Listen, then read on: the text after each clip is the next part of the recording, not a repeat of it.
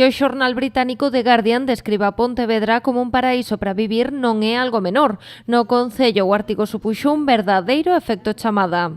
Associated Press, AP, pa semana que ven nos vai a facer un reportaxe de vídeo aquí. A Radio Pública Norteamericana, NPR, nos vai facer tamén unha entrevista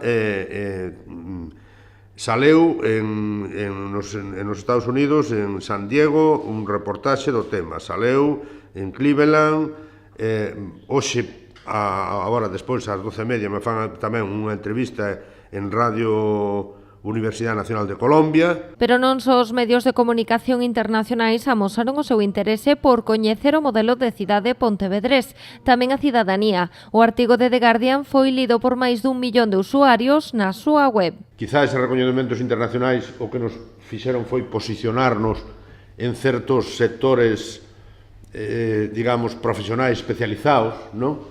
Pero que este artículo de The Guardian nos fai dar un salto a, digamos, a un número impresionante de cidadáns de todo o mundo, ¿no?, que coñecen a existencia de Pontevedra. Segundo o alcalde, este artigo suporá un salto adiante na proxección exterior de Pontevedra, algo que agardan xere novos retornos económicos. Nós seremos unha cidade pequeñita, feíta e que non tiñan, digamos, moito futuro, e naquel momento había cidades como Oviedo, como Coruña, como Santiago, como Barcelona, Madrid, o que fora, que tiñan proxectos, que tiñan feito cousas.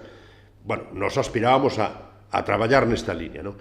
Había cidades que tiñan grandes proxectos e grandes plans de actuacións. Logo nós, modestamente, pois pasámoslle pola esquerda a todos, non? Pasámoslle e somos un referente mundial. Fernández Lores destacou principalmente que este artigo permite a Pontevedra entrar no mundo anglosaxón, un mercado complicado pero influente que se resistirá toda agora aos encantos da boa vila.